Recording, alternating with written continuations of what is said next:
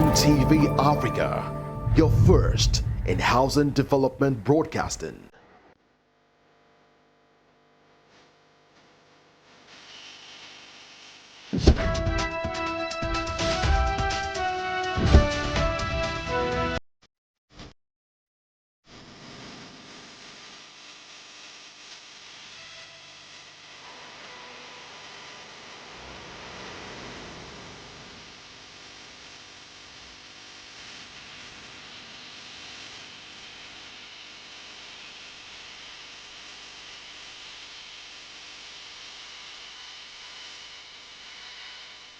A warm welcome to Housing TV News at the top of the hour, coming to you from our studio in the nation's capital, Abuja. I am Maimun Abagudu. Our top stories.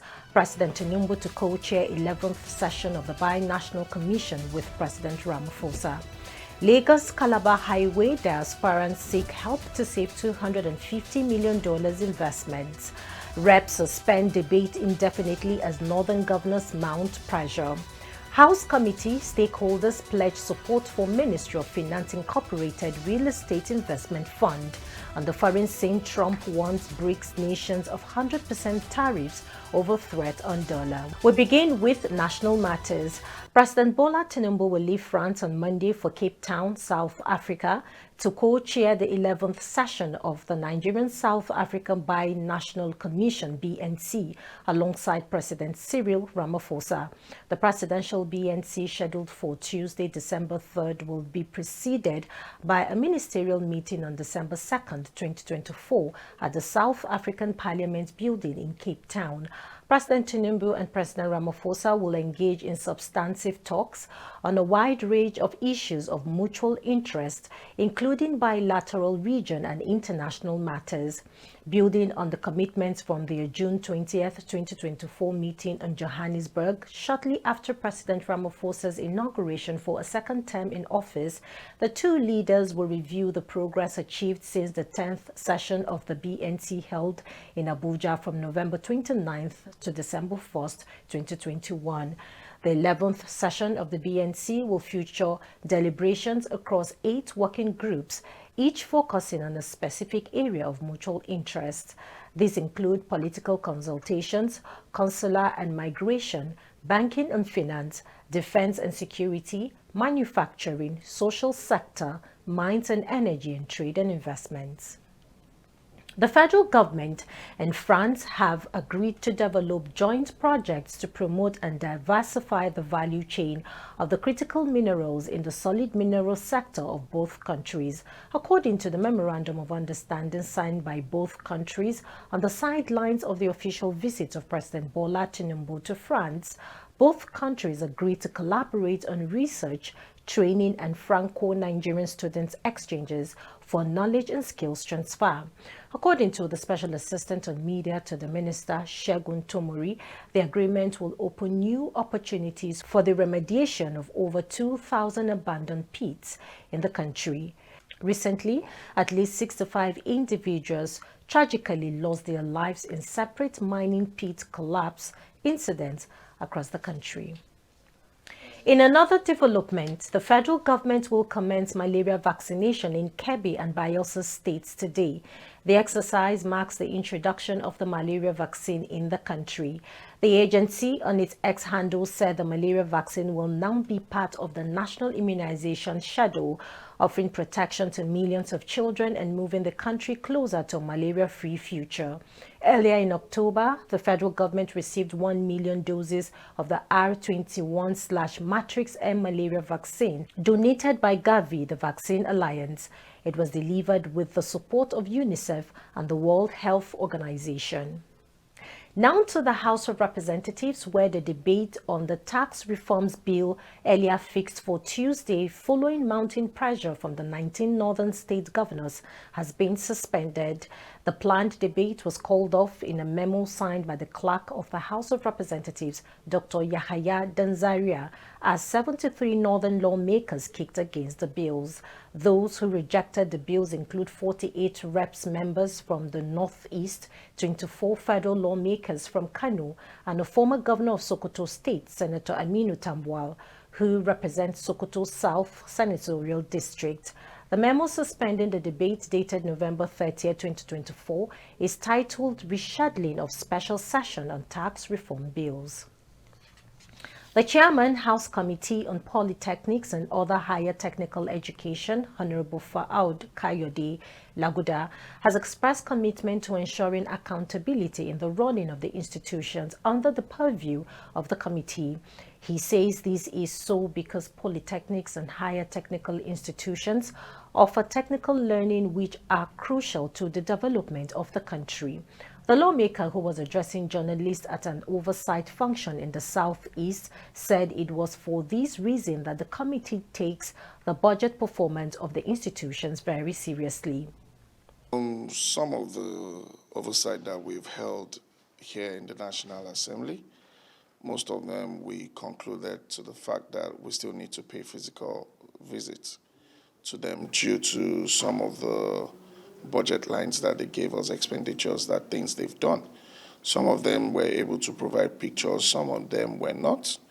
The ones we were not too convinced about, we've already noted them that we'll be paying physical visits to them to see things ourselves, to what is going on there. Of course, we know some of these areas due to the security situation. Over the time, there was a time one of the schools in the Northwest that we were going to, they were also supposed to come to them. There was attack on the way.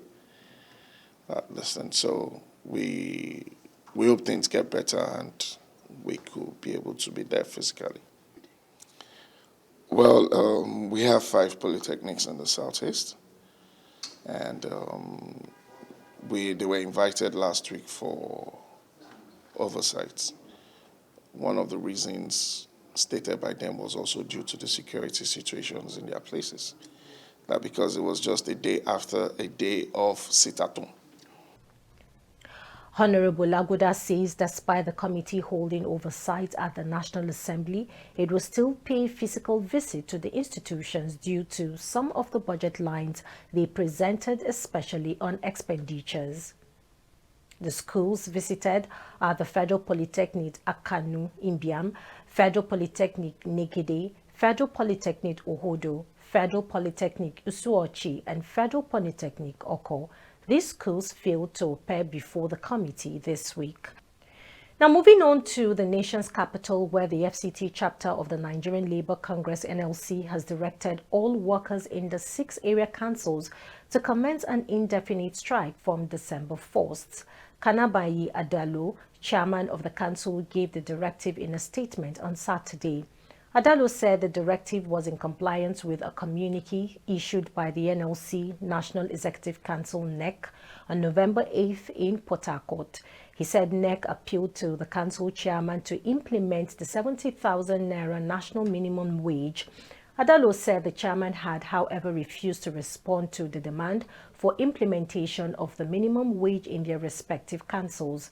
The State Administrative Council also noted with deep frustration the persistent delay and outright refusal by the area council's chairman to pay some pending entitlements to the workers, including the outstanding arrears of primary school teachers. Still in the nation's capital, an early morning fire on Monday broke out at a market at one of Abuja's popular estates, Trade Mall. Eyewitness accounts disclose that the fire started around 4 a.m. on Monday, 2nd of December. The cause of the fire was still sketchy as at the time of filing this report. However, eyewitnesses hinted that the men of the Federal Fire Service were able to extinguish the fire 2 hours later.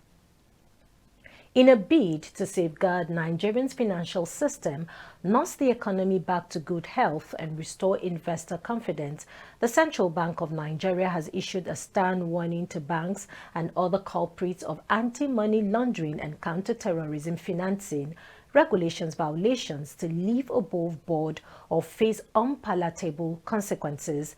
To whip them into line and insulate the economy from further vandalism, the Apex Bank has mandated a comprehensive overhaul of governance and compliance frameworks across all financial institutions, which will be subjected to regulatory scrutiny by 2025.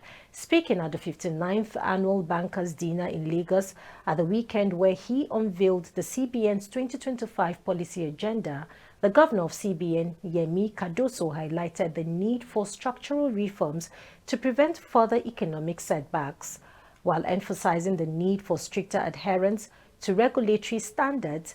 He noted that as part of the CBN's enforcement drive, 29 deposit money banks were fined a total of 15 billion naira for failing to comply with AML/CTF requirements.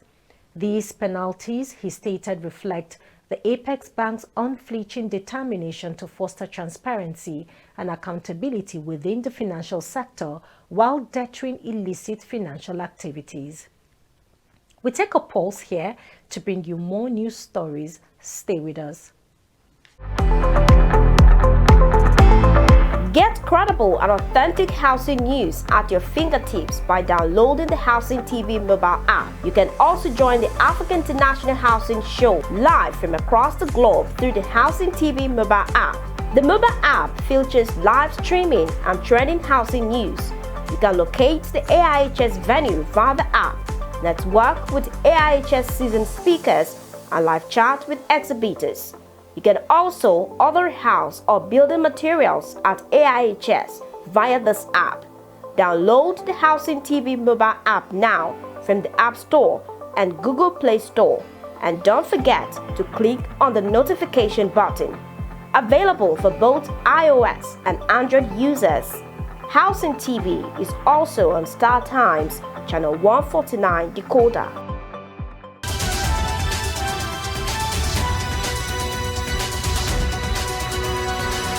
Glad to have you join us back on Housing TV News at the top of the hour.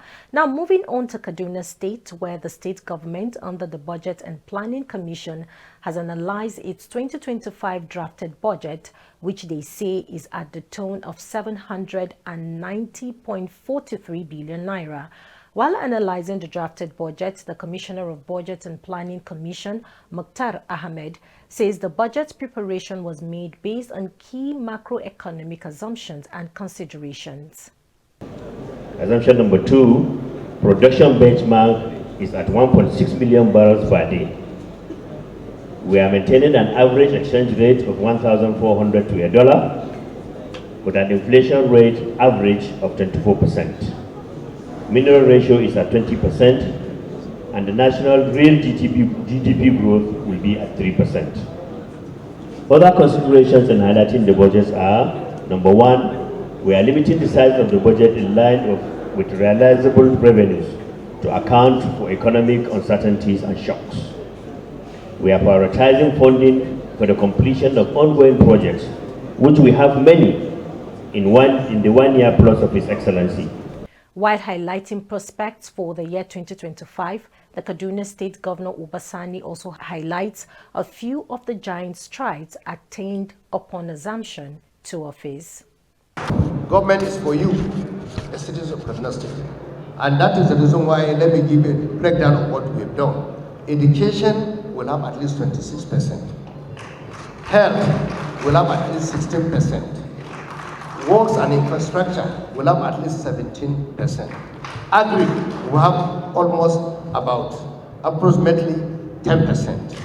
Social intervention, that is supporting our teeming women, youth, business, SMEs, will at least have 13%. That is the highest.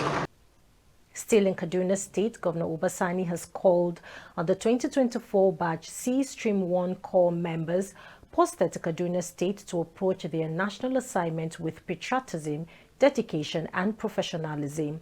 This message was delivered during the swearing-in ceremony at the temporary orientation camp in Kaduna through his representative, the Commissioner of Human Services and Social Development, Rabi Salisu.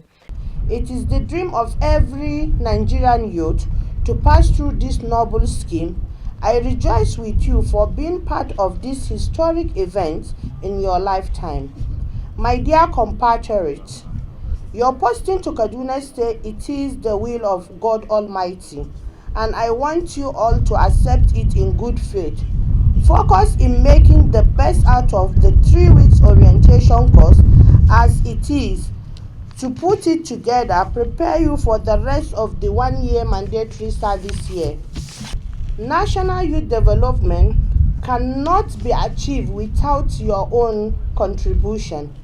Addressing the prospective corps members, the state coordinator of the National Youth Corps, Hassan Taura, also took time to encourage them to utilize the 3 weeks spent in camp for self-development.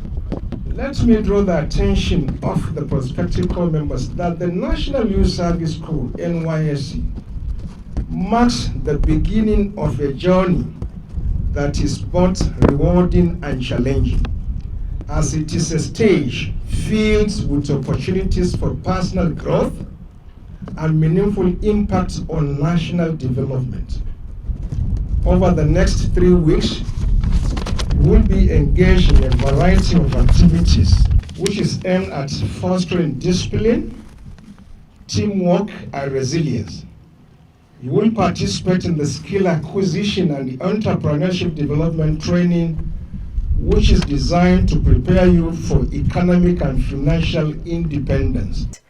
At the end of the swearing-in ceremony, a total of 1,187 corps members, comprising 528 males and 659 females, have been duly registered. Now to the build sector. In a move to provide affordable housing across Nigeria, the Ministry of Finance Incorporated Real Estate Investment Fund, MRIF, has geared significant support from key stakeholders in the housing sector during an interactive session with the House of Representatives Committee on Housing and Habitat at the National Assembly in Abuja. Our correspondent has more detail. In a bid to provide affordable housing across Nigeria, the Ministry of Finance Incorporated's Real Estate Investment Fund, MRIF, has garnered significant support from key stakeholders in the housing sector during an interactive session with the House of Representatives Committee on Housing and Habitat at the National Assembly in Abuja. The fund, established to address the nation's housing deficit, received commendations for its potential to improve housing accessibility. The Minister of Housing and Urban Development, Architect Ahmed Musa Dangiwa, pledged support to MOFI and called for collaboration among other housing institutions, including Federal Housing Authority, Family Homes Funds, and Federal Mortgage Bank of Nigeria. He commended President Bola Tinubu for his renewed hope housing and finance initiatives. I want to take the opportunity to congratulate our president, at least for making the housing sector a priority by giving attention it deserves. Because in terms of finance, in terms of policy, in terms of programs and initiatives, I think the renewed hope agenda is indeed a renewed awakening of the housing and urban development sector. We have been in touch with the MRIF through the Minister of Finance. In fact, he invited us for a meeting when this is being conceived. We sat down and we discussed it. Then also on the MRIF, our concern basically is almost solved because FHA has made its own case. They should also be involved. Private developers should also get loan from the MRIF to build houses, and FMBA should be there to create mortgages. Most especially if the FMBA is empowered to create more mortgages than it used to do. The MD and CEO of MOFI, Dr. Armstrong Takang, highlighted President Bola Ahmed Tinubu's directive to prioritize liquidity within the housing sector, stressing the need for accessible and affordable mortgages with longer repayment terms as a strategy to address affordability challenges and reduce the prevalence of abandoned houses. We need to provide liquidity that allows Nigerians to afford the mortgages to buy these houses. We also need to make sure that we're not only relying on government money for mortgages. We need to create structures, we need to create incentives to attract private sector and other institutional investors to bring in their money into the housing sector, which is what informs the MOFI Real Estate Investment Fund. It is a structure that is registered with Securities and Exchange Commission. It is regulated, and it also has a governance that allows private sector to feel comfortable to bring in their money into the sector and also to be able to exit profitably. While at the same time, government will achieve its own objectives of creating jobs, of growing the economy, housing Nigerians, and ensuring that we get that sector moving again. We have had a number of engagements on the program at the level of the Federal Ministry of Finance, our supervising ministry, the Federal Ministry of Housing and Urban Development, and the meeting of Mortgage Bankers Committee hosted by the Central Bank of Nigeria. I have also been opportune to engage privately with the promoters. Mr. Chairman, sir, given the gravity of the challenge we face in the housing sector, especially finance, the establishment of MRIF is a good initiative with the potential to enhance the depth of Nigeria's housing and mortgage finance market. However, as we engage in this dialogue, it is critical to evaluate its scope, potential beneficiaries, and alignment with overarching objective of promoting inclusive and affordable housing for all Nigerians. Stakeholders, including the president of the Mortgage Bankers Association of Nigeria, UMBAN, Ebilati Makyoroki, and representatives from CBN, FHA, and Redan, also supported and lauded the establishment of the Real Estate Investment Fund. They emphasized the need for a well-structured framework to ensure the fund's success. Idea, and we are ready to work with it. We are ready to run with it. All we have said is also to thank Murphy for making a lot of consultation, because they have consulted us as mortgage bankers. They have met Federal Mortgage Bank. They have met.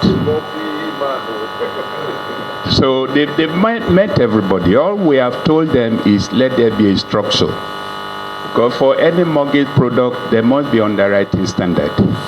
If you don't have underwriting standard, you don't have character. So there must be underwriting standard. We are craving the indulgence of the OFI to further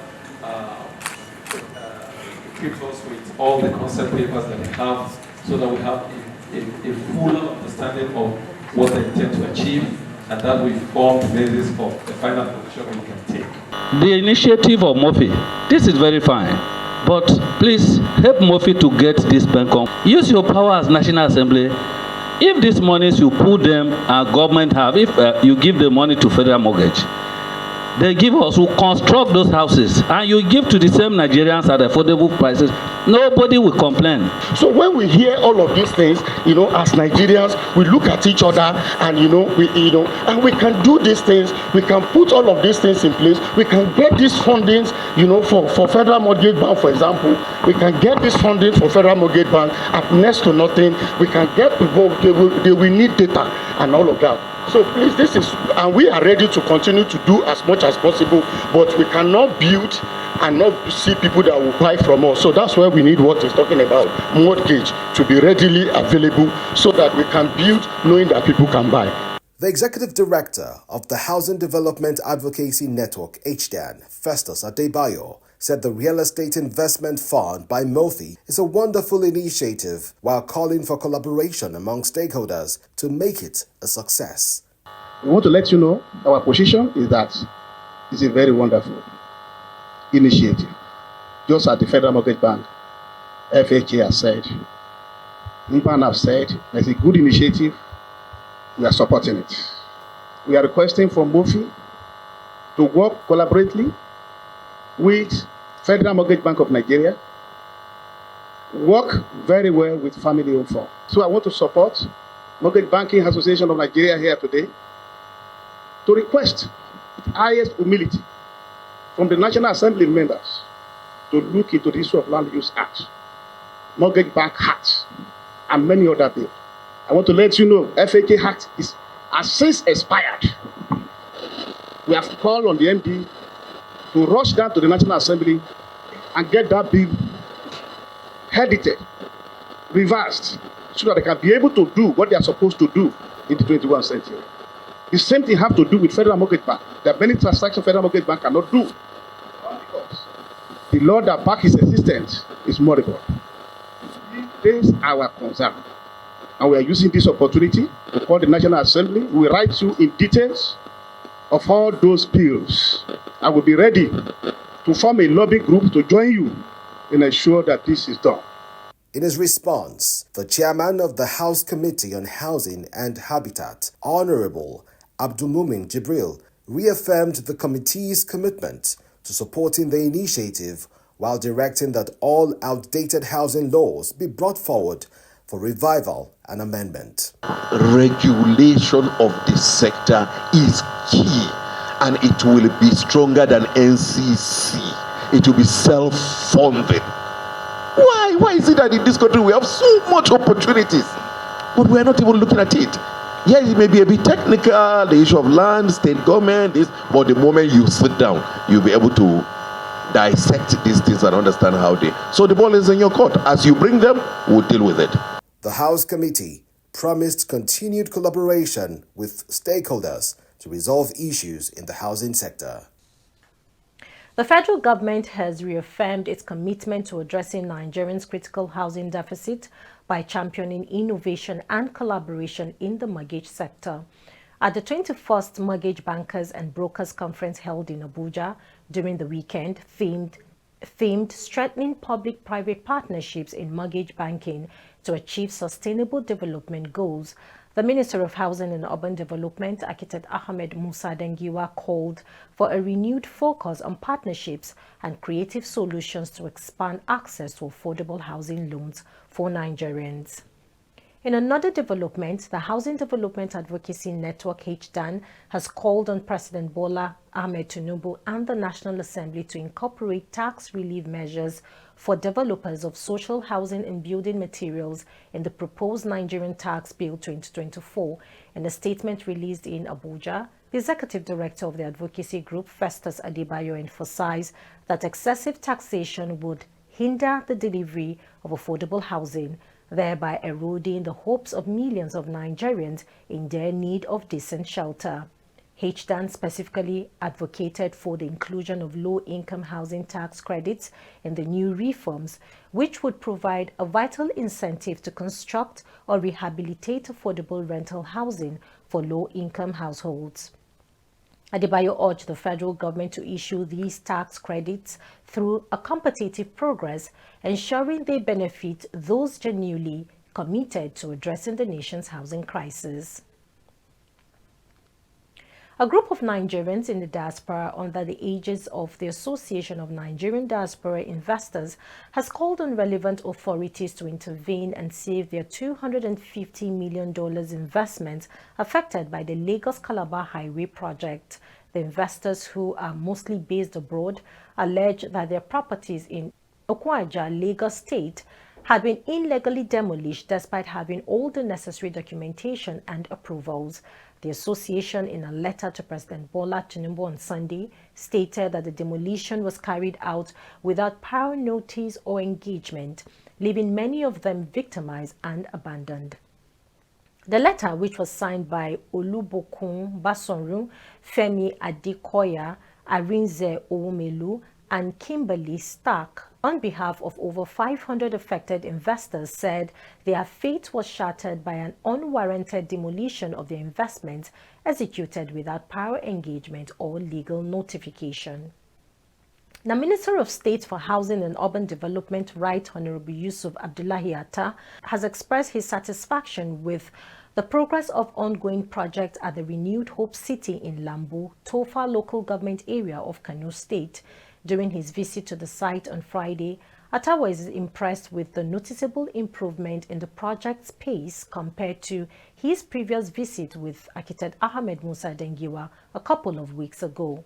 The state minister, who toured the project site with his entourage, led by the project contractors, commended them for their handwork and dedication, urging them to redouble their efforts to complete the project on time. He emphasized the importance of timely completion, stressing that it will have a significant impact on the lives of the people in the community. Atta noted that if the contractors maintain their current tempo, the project will be completed within the stipulated time frame. To wrap up Housing TV news at the top of the hour, on the foreign scene, U.S. President-elect Donald Trump has threatened to impose 100% tariffs on imports from BRICS countries if they replace the dollar in global trade. The BRICS is an intergovernmental organization comprising 9 countries: Brazil, Russia, India, China, South Africa, Iran, Egypt, Ethiopia, and the United Arab Emirates. At a summit of BRIC nations in October, Russian President Vladimir Putin accused the U.S. of weaponizing the dollar and described it as a big mistake. The BRICS bloc is pushing for stronger financial cooperation, which involves the development of alternative frameworks to challenge the Western-dominated payment systems. Reacting to the move, Trump, in a post on X on Sunday, asked the BRICS to commit to halting their plan to jettison the U.S. dollar in global trade. Still on the foreign scene, President Joe Biden is traveling to Angola on December 1st, underscoring the U.S. commitment to strengthening ties with the African country amid increasing geopolitical competition with communist China. According to the White House, the outgoing president's trips aims to counter Beijing's growing influence in the continent and lay the foundation for a new U.S. approach to Africa that will endure beyond Biden's presidency. The trip was originally scheduled for October 13, but was postponed due to Hurricane Milton. That's the much we can take on Housing TV news at the top of the hour. Before we go, a quick recap of our top stories. President Tinubu to co-chair 11th session of the Bi-National Commission with President Ramaphosa. Lagos-Calabar Highway, the aspirants seek help to save $250 million investment. Rep suspends debate indefinitely as Northern governors mount pressure. House committees, stakeholders pledge support for Ministry of Finance Incorporated Real Estate Investment Fund. On the foreign scene, we saw Trump warns BRICS nation of 100% tariffs over threat on dollar. For more news in the housing sector, subscribe to Housing TV Africa on YouTube and follow Housing TV Africa on all social media platforms. Do not forget to download the Housing TV Africa mobile app on Google Play Store and Apple Store to stay connected and informed wherever you go. I am Mimana Bagudu. Bye for now.